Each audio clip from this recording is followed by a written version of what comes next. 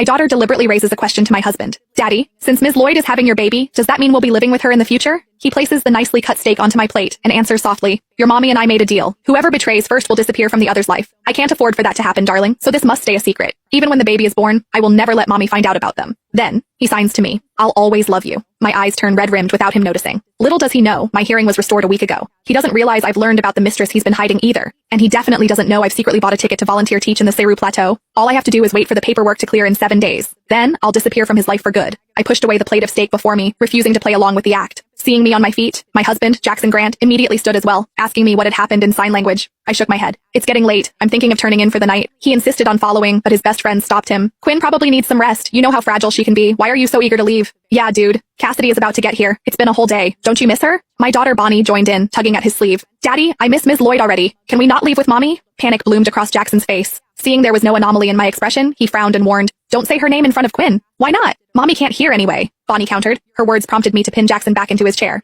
I can get home by myself just fine. You guys stay. I turned on my heel and walked out of the establishment's private room, not giving him a chance to argue. I had barely taken a few steps forward when I saw Cassidy Lloyd striding into the restaurant. I couldn't tell if she did it on purpose or not, but her shoulder slammed into mine, making me stumble. Cassidy walked into the private room and scooped up Bonnie the moment she reached for her. Bonnie, it's been an entire day. Did you miss me? Of course, Bonnie answered cheerfully. Cassidy couldn't help smiling at the exchange. In that case, give me a kiss. Bonnie immediately cupped her face and planted a kiss on her cheek. Watching the two of them, one would think they were the real mother and daughter. She set Bonnie down, then slipped into Jackson's arms, her expression full of playful sweetness. In his eyes, there was a softness I had never seen before. Before he could say anything, Cassidy rose on her tiptoes and kissed him passionately. All right, one of his friends muttered, rolling his eyes. It's been months and you two are still this mushy. None of his friends seemed bothered by it, while Bonnie looked like she had seen this 100 times. I stared at all of them, feeling a sinking coldness in my bones. So, everyone knew they had been fooling around together, except for me. As the teasing around the table amplified, Cassidy's lips curled with a triumphant smile. As if things weren't messy enough, the others started egging them on, asking when the last time they hooked up was. Jackson lowered his head, embarrassed, while Cassidy looked thrilled. 2 days ago, in the room next to the main bedroom. I whispered the same words at the same time as she did, our two voices overlapping, and the whole room exploded with excitement. Some laughed, some cheered on. Jackson, my boy, you finally grew a brain. Yeah, with our status, who the hell stays loyal? As long as you hide it well, you can enjoy life. Quinn is deaf. She'll never find out. When my name came up, the smile on Jackson's face stiffened. His expression turned ice cold. Don't let this get back to Quinn. His friends didn't care at all. They simply burst into louder laughter. Bonnie chimed in loudly. Don't worry, Daddy. Mommy won't find out. She's deaf, remember? Their laughter echoed through the private room, but I stood outside the door, frozen. It wasn't until a waiter behind me gently tapped my shoulder that I snapped back. Excuse me, do you need any help? Immediately, silence swept across the private room. Everyone turned to look at me while Jackson looked panicked. He hurriedly dropped his arm from Cassidy's waist, his gaze flickering everywhere but my face. He started signing frantically, asking why I had returned and insisting that Cassidy was just an ex-junior from his alma mater. What he failed to realize was that her lipstick was smeared all over his lips. Even